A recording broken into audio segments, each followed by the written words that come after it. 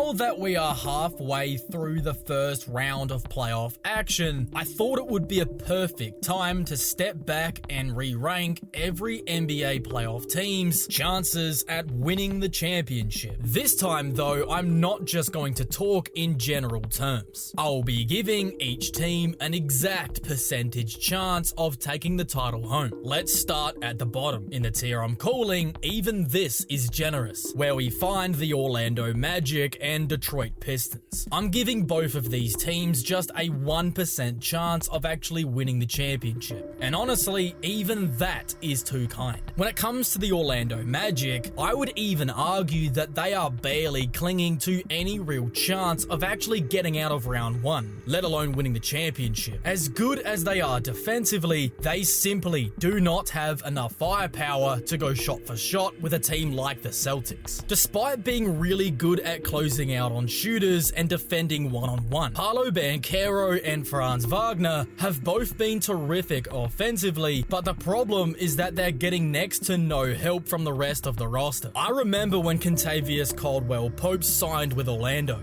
I was genuinely excited about the move, thinking that he would be a real difference maker for the team. Unfortunately, that excitement really hasn't translated into results. Through just 3 playoff games so far, KCP is putting up 3 points per game on a miserable 17% from the field and a nasty 16% from deep. He's not just underperforming, he's actively hurting their offense. The Magic have simply struggled to score at all. Their highest scoring game of the series so far is just 100 points, and in today's NBA, that's not going to cut it, no matter how good your defense is. Then for Detroit, I actually like their team construction a little bit more, but they're dealing with a different issue. Instead of lacking role player production like Orlando, they are getting solid contributions from their supporting cast, but they only have one true star. Cade Cunningham has absolutely been sensational, continuing his strong regular season form right into the playoffs seamlessly. He's putting up 26 points, 8.7 assists, 8.3 rebounds, and 2 steals a night on 51% shooting. And if he wasn't already in that superstar conversation, he definitely is now. I actually said it coming into the playoffs that I thought Cade was the best player in this series, and I got some pushback for that in the comments. And look, given how well Jalen Brunson has played, it is definitely not clear-cut, not as much as I made it out to be, but I still believe it's a conversation worth having, even if Brunson has been the better player throughout the course of the series and his team's leading 2-1. Even with Cade playing like a superstar, it's just not enough without a second star to help carry that load. Dennis Schroeder has actually been really good for the Pistons so far, especially when Cunningham sits, averaging 15.3 points per game on an insane 73% true shooting. But it's almost impossible to believe that that kind of production is sustainable deep into a postseason series, and if they manage to advance, I don't think he's going to be playing like that for the rest of their postseason run. Unlike the Magic though, I do give Detroit a real chance to make it out of round one, even though they're currently down 2-1 at the time of recording. Where I see the Pistons run coming to an end is in that second round matchup where they're likely going to be playing Boston. And for a young team like this, that feels like an impossible mountain to climb. And before we move on, Memphis are eliminated and the Miami Heat just went down 3-0, and I don't think they're going to make NBA history either, so they don't even have a spot in this video. Let's move on to the next tier of playoff teams. This is the group I'm calling a lot would have to go right,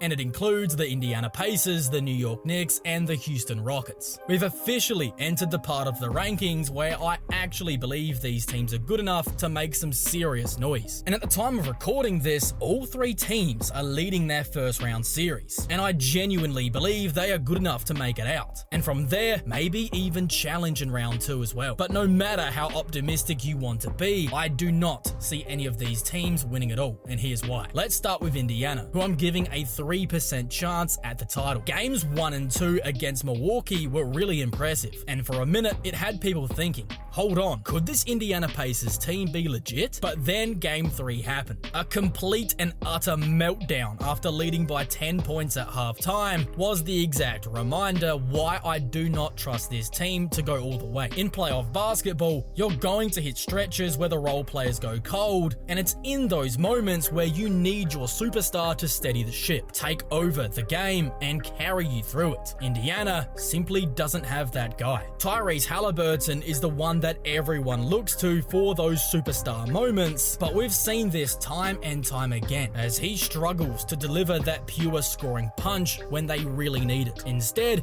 the scoring load often falls onto the shoulders of Pascal Siakam. And even though Siakam did his best in Game 3, even having a stretch where he scored 12 straight points for the team, it was not going to be good enough to beat Milwaukee. Meanwhile, Halliburton had a terrible third quarter, missing good looks, having multiple air balls, and he just looked to be in his own head. He ended the game just 5 of 11 from the floor, and honestly, that is nowhere near aggressive enough, especially in a playoff setting on the road. Indiana plays a beautiful brand of team basketball when they're clicking, but when the playoffs turn into a star versus star battle, I simply do not see this Pacers team having enough firepower to keep up. Next up, I've got the New York Knicks, who I'm also giving a 3% shot at the championship. It feels like the entire NBA world has turned its back on the Knicks. And while I don't usually take fan and media narratives too seriously, they actually have some valid points this time round. All regular season, the Knicks simply couldn't beat a team better than them. And in their first round matchup against Detroit, they haven't exactly flipped the script. Honestly, if it wasn't for a fourth quarter collapse by Detroit in Game 1, a total deer on the headlights moment from a young playoff team, the Knicks could have easily been down 0-2 going on the road in Detroit. Every game so far has been down to the wire, and while the Pistons are definitely a solid young team, if the Knicks want to truly be title contenders, you would have expected them to at least dominate one of these games by now, really picking up a statement convincing win. Instead,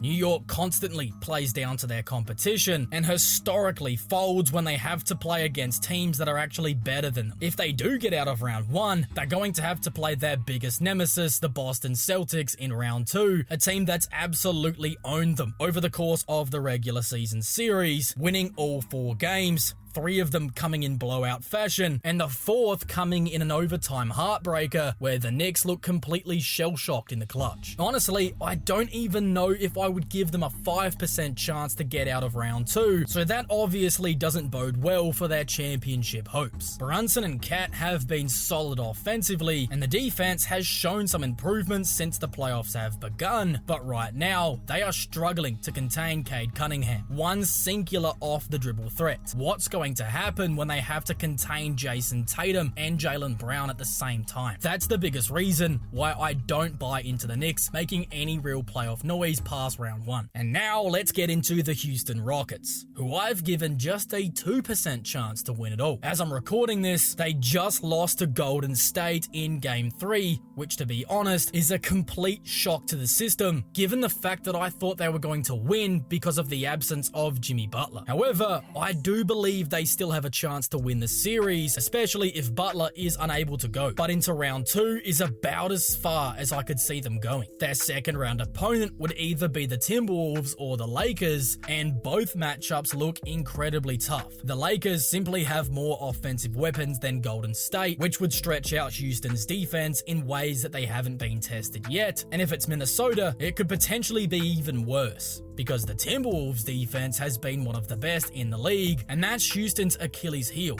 their offense. We've already seen glimpses of this. When Butler was healthy in the series, Houston's offense completely stuttered, scoring just 85 points in Game 1. You're not beating anybody in a second round matchup if you're putting just 85 points up every night. It's a similar story to the Orlando Magic offensively, except Houston is a far better team overall, which is why they're in this tier and not below. But between their lack of playoff experience, the absence of a consistent go-to scorer, and just how brutal their playoff path would be, I just don't see a world where they can actually pull it off. Even if they somehow got past round 2, they'd likely have to see OKC in the conference finals, and if it's not the Thunder, it's either going to be Denver or the Clippers. And if they miraculously survive that, they would walk straight into the Boston Celtics in the finals. That's just way too much to ask for a young Rockets team, and that's why I've only given them a 2% chance to win it all. Now, on to the third tier of title contenders, which I'm calling they have the pieces, but they have to put it all together. In this group, I've got the Timberwolves, Nuggets, Bucks, and Golden State Warriors. Starting off with Golden State, I've given them the lowest chance out of these 4 teams at just a 4% chance to win it all. Their problem is pretty similar to what I talked about earlier with Houston. They've got an absolutely brutal path to the championship, and the road only got more difficult after Jimmy Butler went down with a pelvic contusion. Butler's impact on the team has been incredible. Before Butler's arrival, the Warriors were in the middle of the pack for almost every defensive metric. Since adding him though, they've skyrocketed to the top, becoming one of the league's best defensive teams. And it's not just about defense. Jimmy's also crucial in getting this older Warriors team to the free throw line, and maybe most importantly, he has the playmaking ability to hit Steph coming off those off-ball actions. Plus, he gives Curry enough scoring support that defenses don't throw the entire kitchen sink at him without suffering the consequences of playoff Jimmy. Without Jimmy on the floor though, defenses swarm Steph like crazy, because outside Curry and Butler, this Warriors team simply doesn't have enough reliable scorers. Combine all that with their difficult playoff run, and it's pretty easy to see why I'm not super optimistic about Golden State's chances of winning it all. But again, it's Golden State. It's Steph Curry. They've shown us time and time again that you cannot count them out, which is why I'm still giving them a healthy 4% chance at winning it all, slotting them into the third tier. And who knows, if Butler can come back healthy and look anything close to his 100% best, everything could change for Golden State in an instant. Next up, let's talk about the Milwaukee Bucks. They were seriously on the verge of being down 0-3 in their first round matchup against Indiana, but managed to pull off an inspiring comeback win in the second half, thanks largely to a combined 74 points from Giannis and Gary Trent Jr. Trent Jr. in particular had the game of his life, tying a Bucks franchise record for the most threes in a playoff game since Ray Allen. Having GT2 shooting like Ray Allen and Giannis going into full-on beast mode was obviously massive in the win, but it wasn't just about that. The Bucks made some key defensive adjustments that swung the game. They cut back the minutes for Brook Lopez, Taurean Prince, and Kyle Kuzma, replacing them with more mobile guys like Trent Jr., who even started the game over Prince, AJ Green, Bobby Portis, and Kevin Porter Jr. Defensively, those moves made a massive difference. Gary Trent Jr. is a much better matchup on Tyrese Halliburton, and overall, the Bucks just looked a lot more locked into their defensive schemes, contesting shots, closing out way better, and holding Indiana to just 101 points. And what makes that even more scary is how that level of defense is repeatable, and it's exactly what they'll need to get past Indiana. Even though Milwaukee has handled Indiana's transition game well so far in the series, slowing them down to their 2 slowest pace games of the season, they had been blowing switches and giving up far too many open looks, allowing Indiana to have fine offensive performances anyway. But now, if they can stay locked in, they absolutely have the pieces to go on a deep title run. Now on to the Denver Nuggets, a team who I've also given a 6% chance at the title. As of right now, they just tied their series with the Clippers at 2 games apiece,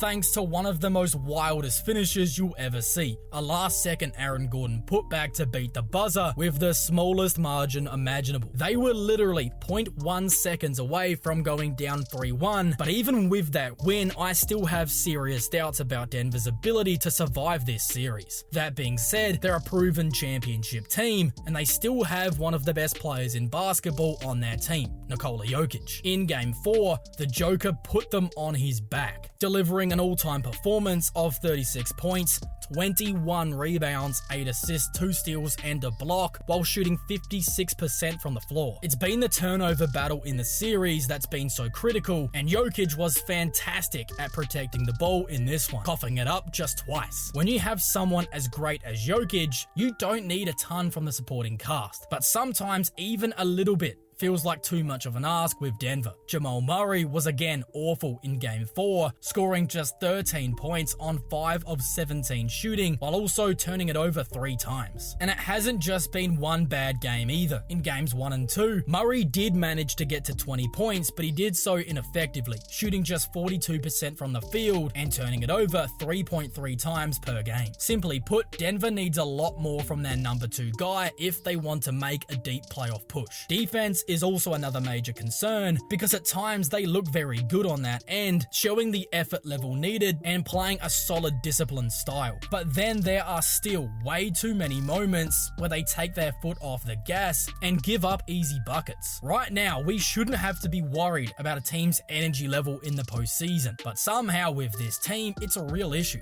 Like I said, they still have a lot of their guys from that championship run, but they just need to put all the pieces together. And because they have Nikola Jokic and the championship pedigree, I'm still willing to give them a 6% shot at winning it all. Now we've got the Minnesota Timberwolves, who have honestly surprised just about everybody with how well they've played in this first round series. I'll be honest, I, like a lot of people, did not think this series was going to be close. On paper, it looked like a really good matchup for the Lakers, but Minnesota stole Game 1 in dominant fashion, immediately stealing home court advantage, and then they made another big statement in Game 3. The Lakers' defensive game plan has been exactly what everybody expected it would be, throwing as many bodies possible at Anthony Edwards, trying to force him to be a playmaker. But Edwards has handled it incredibly well. He hasn't just survived, he's thrived with the extra attention, averaging 25.3 points, 7.3 rebounds, and the big number,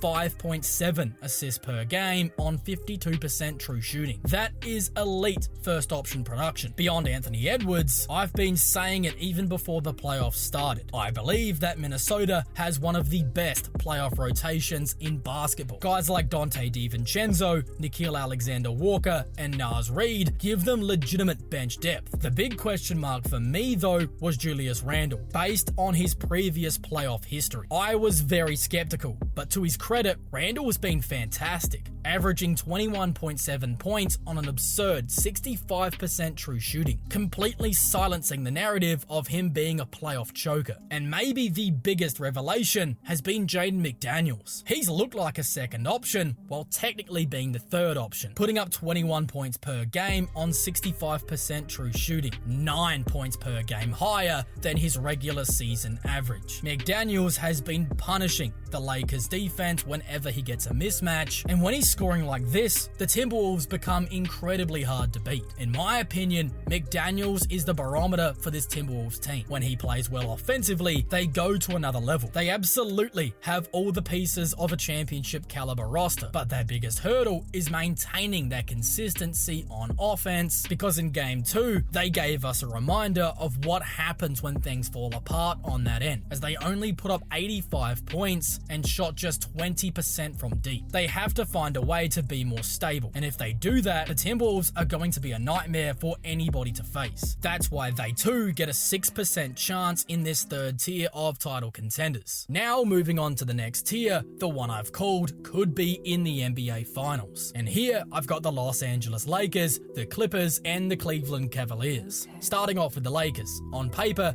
their path to the championship seems incredibly straightforward. You've got LeBron James and Luka Doncic on the same team, which sounds incredibly unfair, but in reality, it's been a lot more clunky than anybody could have expected. They've really struggled against Minnesota in round 1, and at this rate, they're not even guaranteed to get out of there. Even after getting a vintage LeBron performance in Game 3, 38 points, 10 rebounds, 2 steals, and 2 blocks on 61% shooting, they still lost the game by 12. Minnesota's defense in particular has been a major problem for the Lakers, and their 16 turnovers in Game 3 reflected just how their sloppiness has cost them. A lot of that was even unforced. It was just silly, lazy mistakes. Their intensity in Game 1 was non-existent, like they forgot it was the playoffs, but to their credit, they did respond in Game 2 with a big-time win. And it's performances like that which still give me real confidence about their ceiling. Defensively, they've been surprisingly impressive, impressive considering the roster. And offensively, when they roll out that small ball lineup with 5 shooters who can all attack closeouts and hit outside shots, they're an absolute handful. What's been the most impressive to me is how LeBron has bought into being the number 2 option behind Luka, setting screens, making great decisions, and still having the ability to flip the switch and carry the team when needed, like he did in Game 3 while Luka battled through an illness that clearly hampered him. Once Luka is back to 100%, this team becomes almost impossible because you simply can't game plan to stop 2 top 10 players at once, especially when they're surrounded by shooting. That's the blueprint for this Lakers team. Get back to the simple offense, cut out the dumb turnovers, and bring consistent defensive energy every night. If they do that, they absolutely have a chance. But giving away 2 games to Minnesota has left them in a 2-1 hole on the road, as it sets up Game 4 to be a must-win to save their season. But despite even that, I still think they are good enough to be in the second tier of title contenders, as I'm handing them an 8% chance at winning it all, backing in LeBron James and Luka Doncic to deliver with their backs against the wall, because I still believe they can absolutely win the championship as long as they get out alive. Now, switching over to the other LA team, the Clippers. For the longest time, the Lakers had been the undisputed kings of LA. But right now, you could genuinely argue the other way about which team is actually better. Even though the Clippers let Game 4 slip away to Denver,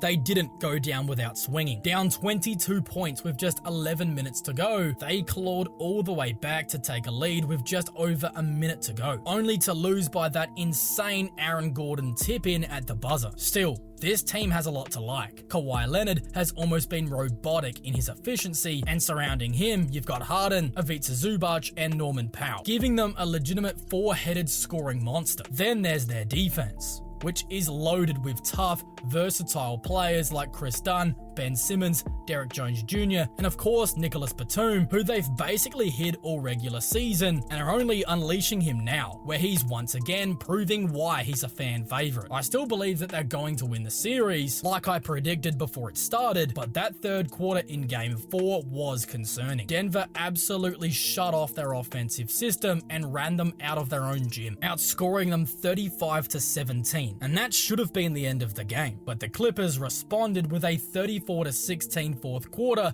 and almost stole it back. But that up and down nature really captures the whole Clippers experience. You see the downside, but you can also see why they can beat anybody when they're locked in. They've got the firepower and defense to hang with any team, and if they move on to face Oklahoma City in round 2, I'd be more confident in picking the Clippers to win that series than the Nuggets. That is why they're in my second tier of title contention, and I'm giving them an 8% chance to win the whole thing. Now let's talk about the Cleveland Cavaliers. The Cavs have been flying under the radar over the last couple of weeks, mostly because they locked up the 1 seed and had been sitting quietly while other teams battled. Now they're facing the 8-seeded Miami Heat, and it's not a series that people are paying a lot of attention to. But Cleveland has been taking care of business nonetheless. They're up 3-0, and in Game 3, without Darius Garland, they made another statement, blowing out the Heat by 37 points. What really continues to stand out about Cleveland is their depth. Even missing one of their best players, they still got contributions from everywhere. Ty Jerome had 13 points and 11 assists. Max Strus had 18 points on 53% shooting. DeAndre Hunter poured in 21 points on an absurd 75% shooting. And the big men, Jared Allen and Evan Mobley, combined for 41 points and 16 boards, completely covering for the lack of Darius Garland and the fact that Donovan Mitchell had acquired a game by his standards. They legitimately get production from so many places, and in a playoff series, that is such an advantage. But the reason why I don't have them higher is because when you get deeper into the postseason, you really need that one superstar. The guy who can stare down a Giannis, Luka, or Jokic and just flat out be better on that stage. I'm not sure Cleveland has the guy. Donovan Mitchell is obviously no scrub and can absolutely take over for stretches, but he's not quite in that top tier of NBA players just yet. And if the role players start to dry up around him, which can easily happen in the playoffs, that could ultimately be the team's undoing. With Mitchell leading the way and all that depth behind him, I still like their chances more than most, which is why I have them at a 10% chance to win the championship, even if I wouldn't pick them to win the finals over some of the true heavyweights. Because now, let's get into my top tier of title contention, named accordingly. This should be the NBA Finals, and in this tier, I've got the OKC Thunder and the Boston Celtics. Starting off with Oklahoma City, though they've been incredible all season long, and although we knew this team was going to be a powerhouse after adding some really good veteran pieces over the offseason, such as Alex Caruso and Isaiah Hartenstein, they've somehow still surprised us. This season from Oklahoma City is going to go down as one of the greatest in the history of the league, as they ended with 68 wins and will likely have the MVP with Shai Gilgeous-Alexander. At the time of recording, they just swept their first round matchup with the Memphis Grizzlies, and even though games 3 and 4 were a lot more hard fought than they would have liked, especially given the fact that Ja missed game 4, when it all matters at the end of the day, they closed out and handled business. And they were basically getting production from anywhere, as SGA really didn't have to be at his best until game 4, and they were still comfortably winning games. In that fourth game, he showed us that he can absolutely do the MVP work as well, dropping 38 points, 5 rebounds, 6 assists, and 3 stocks on 54% shooting, completely torching the Grizzlies defense, willing his team to a win. Now they're going to get close to a week off before they play either Denver or the Clippers, who are deadlocked in one of the most entertaining series we've seen in a very long time. And even though that's great for us as fans, it is not great for them, because they are going to be incredibly banged up coming into a series against one of the best teams the league has ever seen. After round 2, I think the Thunder should confidently be in the conference finals, where they will then have home court for not only that series but the NBA Finals as well, which I believe is going to be a massive advantage, especially for a younger team, as they try to get out to a good start in a series, giving themselves even more confidence. But this team really doesn't need to give themselves extra confidence, because the whole of the regular season has already done that, as they have one of the best defenses we really have ever seen, as they are constantly swarming you and somehow instantly recovering to every outside shooter, forcing a ridiculous amount of turnovers and then capitalizing off those opportunities back the other way, as if you're not cool, calm, and collected with the basketball for a full 48 minutes, the OKC defense will tear you apart. To really put it into perspective of how lethal they have been, over the 4 games against the Grizzlies, they generated an ungodly amount of points off turnovers, 102 of them to be exact, which is just incredible to think about. With all of the more than capable elite defenders they have all over the roster, such as Cason Wallace, Lou Dort,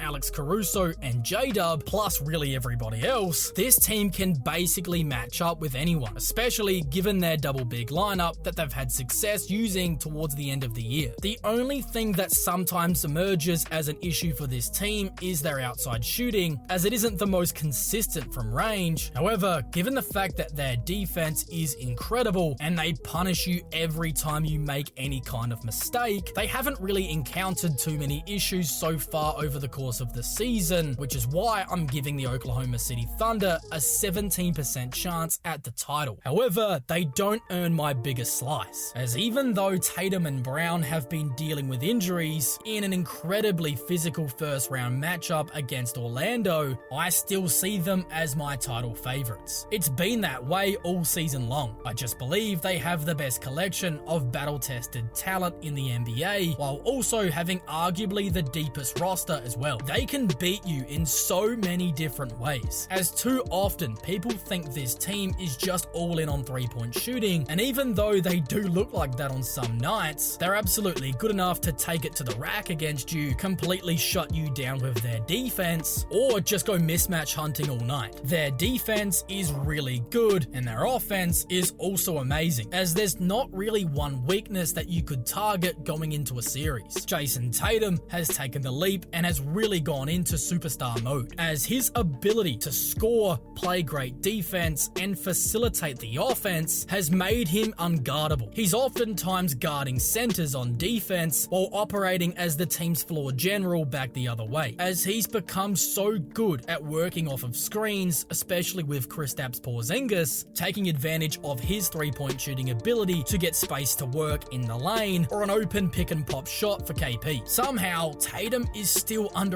in my opinion, and even though he missed his first ever career playoff game in Game 2, which is a phenomenal feat in itself, he was back in a big way in Game 3, and despite the loss, he was still amazing, putting up 36 points, 9 rebounds, 4 assists, and 2 stocks on 45% shooting, as this season he has clearly become the team's #1 option, as there's no discussion about whether or not Jaylen Brown is better. In my opinion, Boston needs Tatum to be the clear #1 guy if they are going to repeat as champions, because the fact of the matter is that they did have an easier run than usual last postseason, as they are not going to be able to get away with JT not playing at his best. This time around, Jason Tatum will need to be playing the best basketball of his career, because if he's struggling to shoot again, they will not be able to get away with it this time round against a team like Cleveland or Oklahoma City in the finals. Still, the reason why I have them at a 25% chance to win it all, and my favorite to do so, is because I do believe in Jason Tatum and the Celtics' depth, championship experience, and overall elite two-way play. But even though the Boston Celtics are my picks to win it all, there are still 3 playoff teams that I'm telling you right now, nobody wants to have to face them, and if you want to hear about these 3 sides, you can watch that video right now.